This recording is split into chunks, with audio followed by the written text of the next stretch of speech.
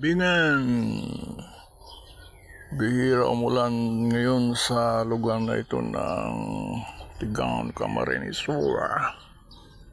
Umulan minsan pero pag uminit ay sobrang init mga kaibigan.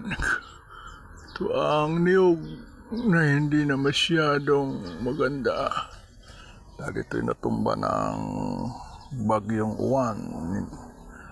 Yan. Sayang lang pero wala tayong magagawa. Papakita ko sa inyo ang nangyayari dito sapagkat walang tubig dito sa creek. Dati malakas ang tubig pero tingnan ninyo, tuyong-tuyo mga kaibigan yan.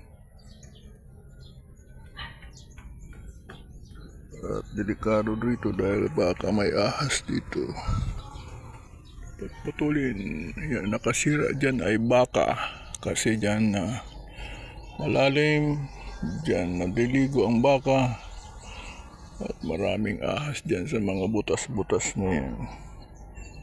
Ayan mga kaibigan, ang makita ninyo dati nag-overflow dito ang tubig pero sa ngayon walang tubig, walang bunga ang bayabas. So itong makita ninyo dito sa kapaligiran, may bunga na ang papayang maliit. Yan o, maliit pa lang na papaya ang bunga niya. Ayan. So ito wala pong bunga ito, so kailangan bumunga siya, wag siyang tataas masyado para madali siyang meron na mga bunga maliit para lumaki siya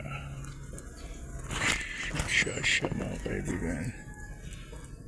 Makita niyo ngayon dito, alisin natin ito para hindi na siya tumaas pang masyado. Ayan mga kaibigan, at atin po siyang dididigin kasi yung iba ay tuyo na. Ayan mga kaibigan, makikita niyo sa kapaligiran walang kaayusan. At dito ay kaya natitibag ay dumadaan dito ang mga bata na nangangalakal kuno at ang iba ay nagnanakaw. Ayan, maraming nanakaw sa bahay, naubos na ang appliances. Ayan, may naglalaro ng saranggula. Ayan mga kaibigan, ngayon ang makikita ninyo sa lugar na ito. At nawa adobe ng Panginoon na maayos ang bahay na yan na winasak ng mga tao at kalikasan. Walang bubong ang iba.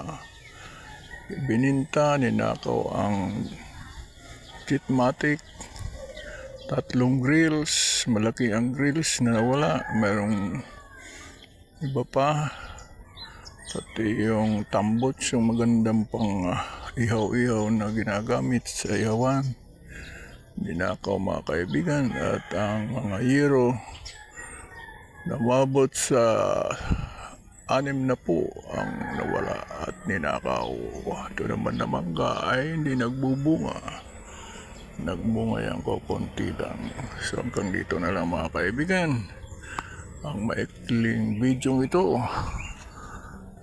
na sana ay inyong i-like and share at mag-subscribe para makatulong kayo sa mga nakakaawang katulad ng ibang lingkod na walang pensyon. OFW na matagal na OFW, walang pensyon, naghulog sa SSS, walang natanggap wala sa SSS. Zero from the government, ika nga. Walang na itutulong ang gobyerno pero kami ay tumutulong upang ang gobyerno ay mag-survive. Ganyan pa ang gobyerno natin, makasarili at sakim. Bakit ganon? Sana gumising na tayo. Hindi naman gumising kundi labanan ang masama at magtagumpay ang kabutihan. Alright. God bless everyone and keep up the good work. Keep it up. And stay safe and sound. Hallelujah. To God be the highest glory. God bless us always and forever. Signing off.